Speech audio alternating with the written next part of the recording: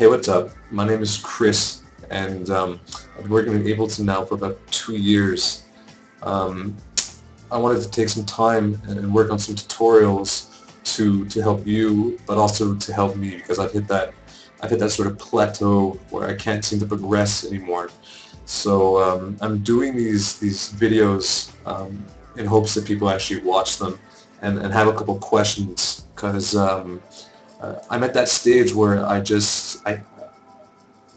almost there, almost can complete a song, but I'm missing that little bit, and maybe it's inspiration. Maybe I'm looking for inspiration with these tutorials, and I'm hoping people will ask me some questions. So that's essentially what they're here for. They're here to help you out, and they're here to help me out, and hopefully we can all learn something from them. So what I'm going to be talking about in the next couple of videos that I'm going to be doing to start off is melodies and sampling. The first video is going to be about how to use clips, how to set up a random melody and integrate it into your song, make it sound good, but also making it, you know, sound off at the same time, and playing around with keyboard mappings, and we're going to be mapping our clips here to our numpad, and on top of that we're going to be looking at quantization, so we can trigger those clips at an appropriate time, and it's just some small little things to help you sort of, you know, get an idea of other ways to build melodies. I know I don't only build my melodies this way. I have a couple of ways. I typically work in the arrangement view. So yeah, I wanted to. It was actually a friend that had a question about this, and I helped a friend out with some Ableton stuff, and he was curious of how I build my melodies, and I said I have a couple ways, and you know, I've obviously progressed through my, you know, different ways of doing it, but I figured I'd come back and do it this way, because not everybody actually has controllers and stuff, and I do a lot of my stuff on the controllers, so that's why we're going to be using the numpad today. So, you know, people that don't have any controllers, you can find a quicker way to get melodies down. So I'm going to just jump right into it now, even though that's not really jumping into it because I had a long introduction, but let's go right now. So I started off with an operator as my lead, and I had a basic drum loop. It's a kit that I have. I use it quite often. It's already, you know, all the settings are there, velocities and everything, but I'm not going to get into that too much. It's I'll do that at a later stage. I'm planning on getting into actually the fine details like spread and frequencies and all that, and getting a little bit technical later on. But to start off, I'll show you the drums. Very basic pattern. I have a second hit. That's a little bit lower just to make it sound a little bit more off. Can't really hear it too much. You see the velocity is pretty low right now, but very basic. I'm going to keep it like that. Now for my lead, my ARP, all it is an operator that I made a little while ago. Again, I'm not going to be going into too much details here, but it's got a reverb on it, phaser. I've done this a while ago, so it's got actually a whole bunch of stuff. This is purely for example. This is not an instrument that I use today. There's a lot of things wrong with it, but it's just to give you an idea of what we can do with something pretty basic. So I'll play the lead, and this is the sound you get from it. And you see my clip right now. It's not a full bar loop. It's off. It's a third. So excuse the terminology here, but this is what I'm here to give you. Bad terminology. So it's off by a third, and I have that on the other two clips as well. And see, that one is off as well too. And on all these clips, I have it starting at the 1.1.2, and it's because I didn't like how it sounded with the initial hit right there. It sounds, yeah, I didn't like it, so I had it starting just after.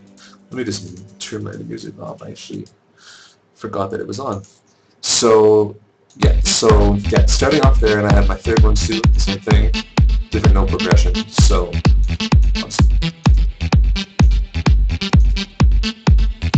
that's the first three notes that I kind of, you know, like as a melody, kind of electro. I'm at 128 BPM right now. And the other three are off keys. So they're a little bit different, and this is just, I did this just through ear. I initially started off with my first clip, and then I duplicate that clip. I keep the second notes, the E, I believe it's an E, yeah, E1, keep it there, and I bring the first key up, and very, very simple, and I do the same thing on the third. So that low end that you're hearing at the end is always there. That's always there. That's, I guess, what keeps the pattern going. So very simple. Now what I'm going to do is I'm going to show you how to map this onto your keyboard on the numpad, so you can trigger it, and I'm going to show you the quantization, which is fairly simple too. This is all pretty simple stuff, but it's a good way to get a base on doing melodies. I will also be showing you, hopefully if I have some time, what the purpose of this is and how you're going to record it out into the arrangement view, and you know, slice it up even more. And we're not going to stop just at these clips. I'll be going into the arrangement view afterwards and extending clips out and swapping them and whatnot. And so yeah, there's going to be a pretty long process right now. This is just the first part of this video. So yeah, I'm going to start off by showing you the quantization. What you want to do is all the clips that you have, this space, by the way, is here for a reason. It helps with distinguishing the keys, the macros that we're going to be putting on the numpad. So first off, select all your clips. Go to the bottom here, and if you don't see your launch and notes and all that, just click the little sound icon, the note icon, and the L icon, and go to your quantization. And what you want to do is you can play around with this a little bit depending on what you want your beat to hit at, but I'm going to go to a quarter. And so essentially now it's going to hit on every, I guess, quarter notes. And by default, I think it's at half notes, and essentially what that means is that it takes a little bit longer for you to kick in the note, and this just gives us a bit more control. So you'll see the difference. Play around with it a little bit, and it's just a matter of practicing. But I'm going to go with the quarter note right now, and so yeah, so that's done. And the next thing is to set it to your macros to your keyboard. So select all your clips right here, and you can click key right here, and what this does is it will go orange, and any key that you press on your keyboard right now will basically bind to the orange slot, and that's for everything here. Anything that is orange you can bind to a key. So click on your first clip, and how I have it set up on mine is that the first three right here are set up to 7, 8, and 9. They're already bound, but I'll do it again. Just click 7, 8, and 9, and then I have a bar just to distinguish where the next three notes are, which are going to be actually 4, 5, and 6. So the way that I have it set up right now is that 7 and 4 are on a similar scale, so they can be played at the same time.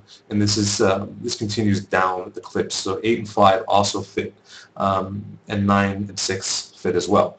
The thing is, 7, 8, and 9 also fit together, and so does 4, 5, and 6. So it's a way of gridding up your notes in a way that you can just kind of play with the keys and get a pretty good note sequence, basically just, you know, playing the keys one above another.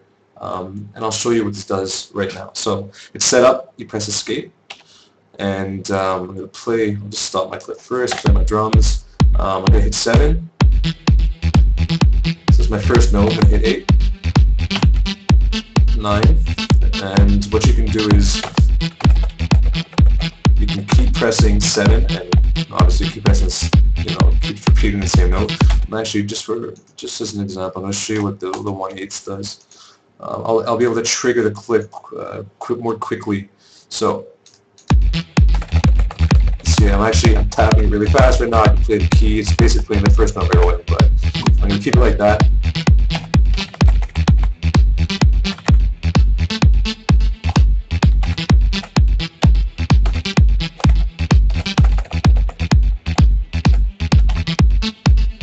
So that's just a very basic example of what you can do, just, you know, very quickly with your numpad.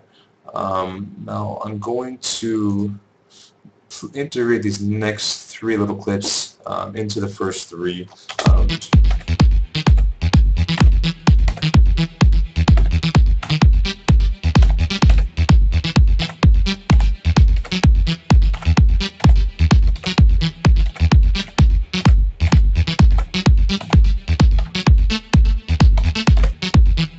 So you see, just like this is pretty simple. It's very basic. I'm not talking about anything extensive right now. This is just bare minimum.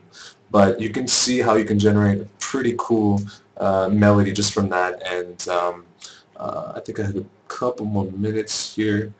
What you can also do too is, the idea is that we're going to record this out into a separate audio track afterwards, and generate samples more on, random on the fly. So we'll be taking, chord progressions like this, rendering them into an audio track, and then doing something very similar to that. And then, we can also do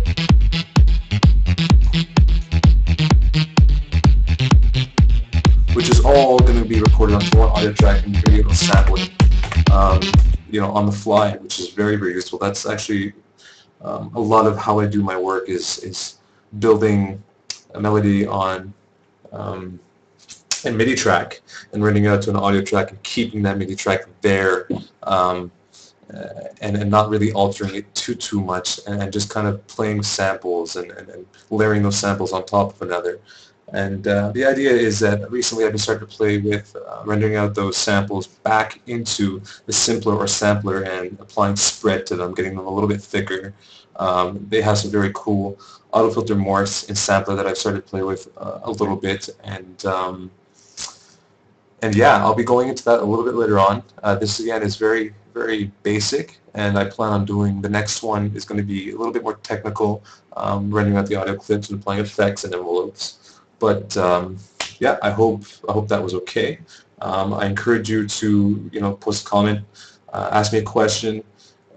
This is the first tutorial I've done so far, so it's going to be a little bit rocky, but I plan on doing the next one right now, uploading these together, and I think it's going to get a little bit better as we go along. So I hope you enjoyed this, and yeah, post a comment, please.